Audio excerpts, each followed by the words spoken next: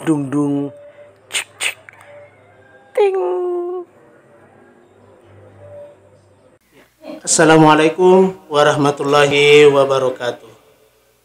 Ketemu lagi dengan saya Sadli Ali di podcast Paleko, Pusat Layanan Edukasi Keagamaan Berbasis Online, Kantor Urusan Agama Kecamatan Luyo. Baik, untuk kali ini narasumber kita telah hadir. Beliau adalah Bapak Adam SAG. Beliau ini Wakil Ketua Pengadilan Agama Kabupaten Polewali Mandar. Dan alhamdulillah tadi di kantor KUA Kecamatan Luyo telah selesai melaksanakan isbat sebanyak 34, Pak ya? Ya. Ya, alhamdulillah telah selesai tadi sebelum lohor sudah selesai. Assalamualaikum Pak. Waalaikumsalam warahmatullahi wabarakatuh. Ya, gimana kabarnya hari ini Pak? Alhamdulillah sehat. Ya, baik, alhamdulillah Pak ya. Ya. Baik, saya ingin sedikit bertanya Pak. Sudah berapa banyak yang Bapak lakukan ini atau telah melaksanakan pelaksanaan isbat di Kabupaten Polewali Mandar selama tahun 2022 ini Pak? Baik, terima kasih. Jadi untuk pelaksanaan sidang di luar gedung Ya, di Pengadilan Agama Polewali itu direncanakan 15 kali dalam tahun 2022. 22 ini. Ya, 15 kali. Ini sudah terlaksana 6 kali. Jadi masih tersisa 9 kali lagi. Iya. Jadi di Kecamatan Wonomulyo, Kecamatan Camplagian, Kecamatan Luyo, itu sudah terlaksana. Yang akan datang lagi ini di Kecamatan Binuang, Kecamatan Mamasa, Kecamatan Tinambung, dan Kecamatan Nalu. Jadi masih ada beberapa kecamatan yang akan ditempati lagi untuk sidang di luar gedung. Iya. Intinya Pak, di tahun 2022 ini Pak ya akan dilaksanakan isbat di luar gedung. Ya, di luar gedung istilahnya. Iya. Baik, untuk pelaksanaan isbat ini sendiri Pak ya, kan mungkin banyak yang ingin tahu itu apa saja syarat-syarat yang harus dilakukan supaya kita bisa ikut isbat ini. Kan banyak ya orang yang sudah menikah tetapi belum mempunyai buku nikah. Jadi mungkin melalui kesempatan ini kita bisa tahu dari Bapak syarat supaya kita bisa melakukan proses isbat ini. Jadi sebelumnya saya sampaikan bahwa persidangan di luar gedung itu artinya persidangan yang dilaksanakan di luar gedung pihak Polewali, artinya keluar daerah. Ya. Itu sebenarnya bukan hanya isbat nikah saja yang bisa dilaksanakan di luar gedung. Oh iya ya. Apa Bisa, saja itu? bisa saja cerai talak, cerai gugat, bisa. Bisa. Jadi cuma yang di masyarakat ini yang sering didaftarkan di pengadilan itu hanya berkisar tentang isbat nikah saja. Iya iya. Nah, padahal semestinya enggak. Bisa di luar itu bisa dilaksanakan. Dan seperti saya sampaikan, cerai gugat, cerai talak bisa. Nah, cuma karena di masyarakat kita ini untuk cerai itu jarang dilaksanakan di luar gedung, kebanyakan yang didaftarkan itu ada isbat nikah. Jadi isbat nikah ini adalah salah satu yang paling banyak lah dilaksanakan di luar gedung. Jadi persyaratannya itu sebenarnya apa ya, dari syarat administrasinya ada kartu tanda penduduknya, ada kartu keluarganya, Ya, KTP KK. KTP KK sudah bisa melaksanakan pendaftaran isbat nikah. Tapi walaupun itu misalnya tidak ada, Ya, ada surat keterangan lain, keterangan domisili. ya keterangan gitu ya, domisili misalnya dari desa. yang menerangkan bahwa yang bersangkutan ini adalah warga Kecamatan Luyo Ya, dan memang belum mempunyai buku nikah dan pernikahannya memang tidak terdaftar di KUA. ya, Nah, itu yang bisa disebutkan. Itu pun juga yang disebutkan itu belum tentu juga dikabulkan semua. Ya. Jadi harus memenuhi syarat rukun perkawinan. oh begitu ya. Iya. Jadi kalau misalnya perkawinannya tidak memenuhi syarat yang telah ditentukan, baik melalui syariat Islam maupun sesuai dengan peraturan perundang-undangan yang berlaku, tidak mesti juga dikabulkan. Jadi tetap harus ada persyaratannya. Kemudian dari sisi kehadirannya para pihak juga itu yang harus juga hadir dua-duanya. Jadi suami istri yang mau disebatkan nikahnya itu harus hadir karena mereka akan ditanya dulu menikahnya di mana, pernikahannya tahun berapa, walinya siapa, saksinya siapa, maharnya apa, itu semua harus, pokoknya yang berkaitan dengan syarat rukun pernikahan itu harus ditanyakan. Jadi tidak serta-merta kemudian dia masukkan permohonan langsung diterima, enggak. Ada juga yang ditolak, ada yang tidak diterima, ada yang dikabulkan. Jadi tergantung tergantung pemeriksaan administrasinya, tekniknya di lapangan atau di luar gedung di persidangan. Iya, begitu Pak ya. Iya. Ini mungkin sebagai pelajaran buat kita atau buat yang belum mempunyai buku nikah supaya tidak gagal Pak ya untuk memenuhi syarat itu, apa yang kira-kira harus dipersiapkan ini supaya dalam ketika ditanya dari pihak pengadilan itu kita mampu untuk menjawab semua itu. Ya. Idealnya sih sebenarnya pernikahan itu dilakukan di kantor urusan agama.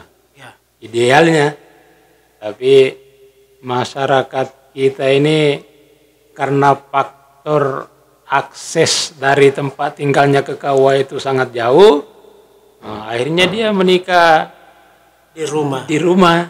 Nah, seharusnya tuh walaupun misalnya dia sudah menikah di rumah, harusnya dia tetap melapor di KUA, kantor urusan agama. Jadi itu Pak ya masalahnya, karena hanya menikah saja tetapi tidak pernah ada pelaporan ya dari kantor urusan agama. Iya.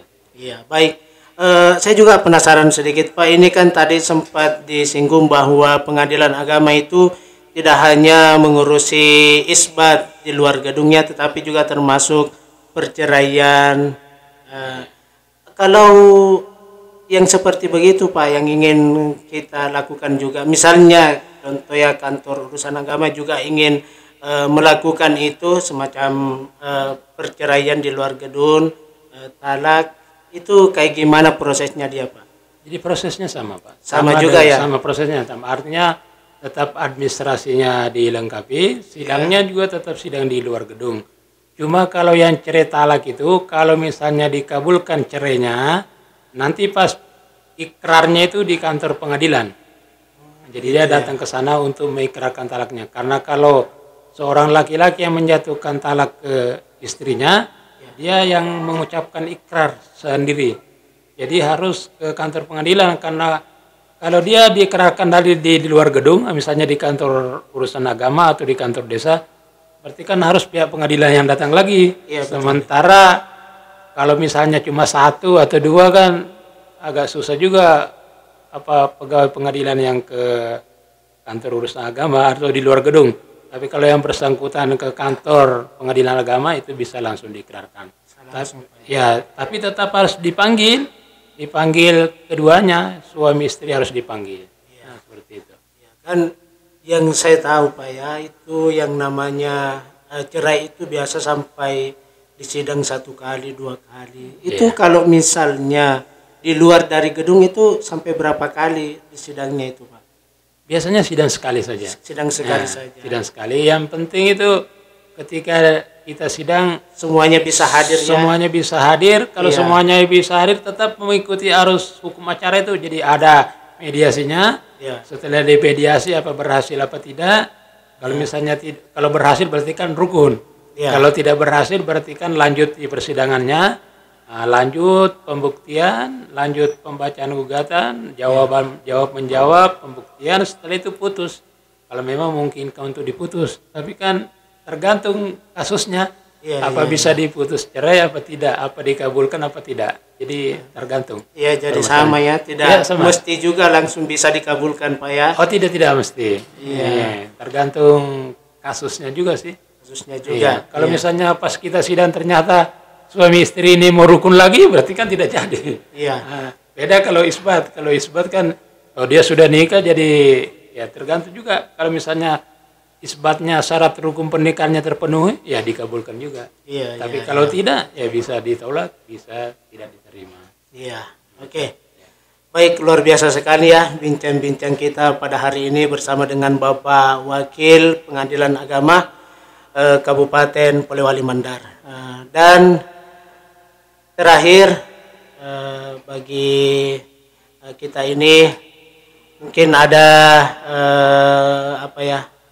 saran atau masukan Bapak, utamanya pelaksanaan yang kita laksanakan di kantor urusan agama Kecamatan Luyo baru saja ini, kira-kira apa yang bisa menjadi saran buat Bapak, masukan kita sehingga pelaksanaan isbat yang akan kita laksanakan lagi insya Allah, apakah tahun ini atau tahun depan bisa tetap berjalan dengan baik, dengan maksimal.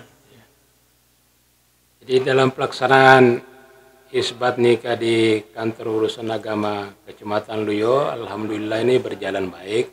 Ya. Dari sisi administrasinya juga alhamdulillah baik. Karena ada beberapa yang disidangkan dari pihak istri maupun pihak suami itu ada yang duda hidup dilengkapi dengan akta cerai. Ya. Kemudian ada yang janda mati dilengkapi dengan surat keterangan bahwa istrinya atau suaminya telah meninggal. Nah, itu kan membuktikan bahwa syarat administrasinya bagus. Dan alhamdulillah pada hari ini terlaksana dengan baik. Nah, kemudian kedepannya mudah-mudahan bisa terlaksana lagi dengan baik. Idealnya, kami ulangi lagi, idealnya sebenarnya itu perkawinan itu harus tercatat dan harus dilaporkan di kantor urusan agama, di mana yang bersangkutan itu bertempat tinggal. Kalau misalnya dia bertempat tinggal di Kecamatan Luyo, berarti dia di KUA Luyo. Ya. Kalau dia berkedudukan atau berdomisili di KUA Campelagian, berarti dia harus mendaftarkan pernikahan di kantor urusan agama Campelagian. Ya. Harusnya idealnya seperti itu. Ya, ya. Nah, tapi karena tadi itu permasalahannya aksesnya rumah tempat tinggal masyarakat jauh dari kantor urusan agama, akhirnya dia menikah di rumah. Tapi harusnya kita berusaha supaya memberikan edukasi ke masyarakat bahwa pernikahan itu harus tercatat. Dan umur pernikahan itu sekarang 19 tahun. 19 ya, jadi awalnya perempuan itu 16 tahun, laki-laki 18 tahun. Ini sejak 2019 itu berubah jadi 19 tahun. Jadi laki-laki 19 tahun, perempuan 19 tahun. Itu umur ideal baru boleh menikah. Nah, tapi sekarang ini masyarakat kita ada yang belum sampai umurnya sudah mau menikah. Iya, betul sekali. Jadi kadang kalau sudah datang di KUA diberikan penolakan karena masih di bawah umur, dia datang ke pengadilan untuk minta izin, diberi dispensasi untuk menikah. Nah, itu pun masyarakat masih banyak yang tidak melakukan hal yang seperti itu. Akhirnya dia menikah di rumah lagi, padahal umurnya belum sampai.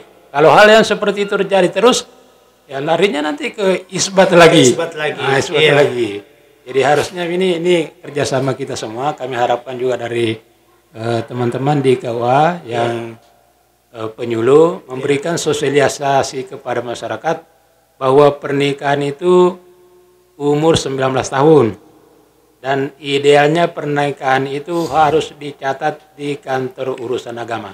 Kalaupun misalnya masyarakat atau yang mau menikah itu tidak mau datang ke kantor, kan Pak KUA-nya yang datang ke tanah, atau pihak penghulunya yang datang ke rumah. mendatangi para pihak supaya isbat nikah ini tidak terjadi terus menerus. Ya. Karena kalau terjadi terus menerus, ya Pak KUA-nya juga tidak ada kasus untuk menikah, karena orang jadinya kalau hanya diisbatkan Isbat terus. terus, ya. Terus. Kasus pernikahannya di mana? Iya betul sekali. Iya, alhamdulillah. Terima kasih banyak Pak. Ya. Waktunya pada hari ini sudah menyempatkan waktunya untuk berbincang bersama di podcast Paleko, Pusat Kelayanan Edukasi Keagamaan Berbasis Online. Insyaallah Pak, di lain